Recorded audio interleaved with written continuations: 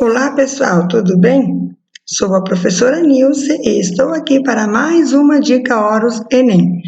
Continuo com as dicas de alguns conteúdos. Então, já falei alguns vídeos para vocês do conteúdo de mecânica, que são 33% da prova de física é sempre do conteúdo de mecânica. E também 33% do conteúdo é sempre do conteúdo das questões é do conteúdo de eletricidade. Então hoje eu vou começar com algumas dicas referentes à eletricidade, certo? Então primeiro que eu vou falar é sobre os circuitos elétricos. Então o que é um circuito elétrico? É um arranjo de componentes elétricos interligados formando um caminho ou uma trajetória fechada para uma certa finalidade. Então, aqui eu tenho um exemplo de um circuito elétrico. Os principais componentes são fonte de alimentação, que se chama que é o gerador, no caso aqui a bateria, um resistor, certo? Um receptor, que pode ser uma lâmpada, que não tem aqui no meu desenhinho, mas um fusível, um capacitor, um indutor.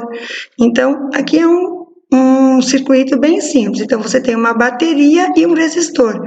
E aqui o fio, que é o caminho, aqui é um condutor elétrico, certo? Então, aqui é o caminho da corrente elétrica. Então, a corrente elétrica vai passar por esse circuito, se ele está fechado. E quando eu posso ter um disjuntor, né, que é para ligar e desligar, abrir e fechar o sistema, certo? Então, eu vou falar um pouquinho de alguns componentes. Primeiro que eu vou falar do gerador elétrico, tá? Então, o que é um gerador? Ele pega qualquer tipo de energia e transforma em energia elétrica, certo? Então, os geradores podem ser químicos, mecânicos, os solares, químicos, baterias e pilhas, mecânicos, gerador de usina hidrelétrica, gerador de automóvel, solares, célula fotoelétrica, e assim por diante, é o que gera a energia mesmo. O símbolo dele, então, é esse aqui, certo?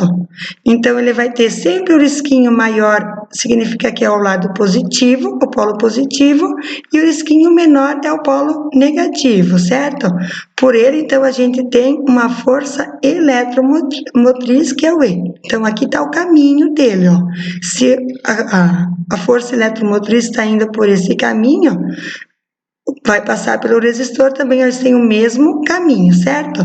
Então, a equação do gerador vai ser tensão elétrica, que é o nosso U, igual a força eletromotriz, que também é em volts, menos a resistência interna do gerador, vezes a corrente elétrica, certo?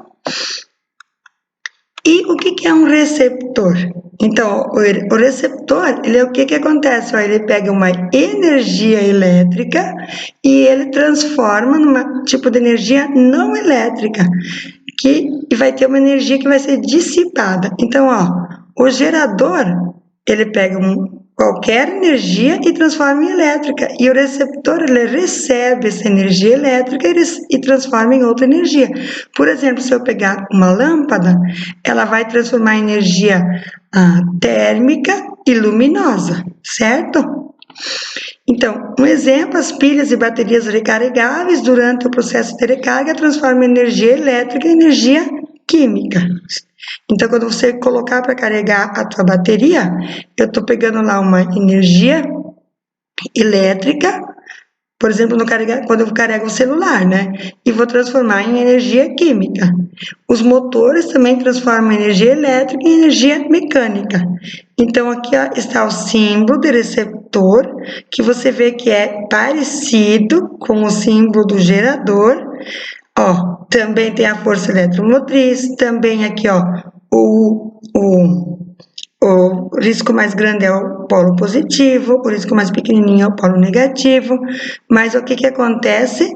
O que muda é o caminho da corrente elétrica, certo? Aqui você está vendo que o caminho da corrente elétrica é do positivo para o negativo, tá vendo? E aqui é do negativo para o positivo. Então, o que vai mudar? que eu vou ter o quê? A força motriz R' mais a resistência elétrica, a resistência interna vezes a corrente elétrica. Então, o que mudou aqui foi o sinal. Ó. No gerador é negativo, no receptor é positivo.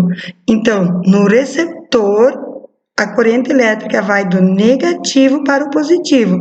E no gerador vai do positivo para o negativo, certo? Então, como aplicação, peguei a questão 129 do caderno azul do ano de 2017. Em algumas residências, cercas eletrificadas são utilizadas com o objetivo de afastar possíveis invasores. Uma cerca eletrificada funciona como uma diferença de potencial elétrico de aproximadamente 10.000 volts. Para que não seja letal, a corrente que pode ser transmitida através de uma pessoa não deve ser maior do que 0,01 ampere. Já a resistência elétrica corporal entre as mãos e os pés de uma pessoa é de ordem de 1.000 amperes, certo? Quer dizer, 1.000 ohms. Para que a corrente não seja letal a uma pessoa que toca a cerca eletrificada, o gerador de tensão deve possuir uma resistência interna que, em relação ao corpo humano, é. Então, para a pessoa, o que a gente tem? Tem 0,01 ampere e 1.000 ohms de resistência, certo? Então, a equação, pela primeira lei de Ohm, o U, a tensão vai ser R vezes I. Então, 1.000 vezes 0,01. Isso vai dar 10 volts para a pessoa.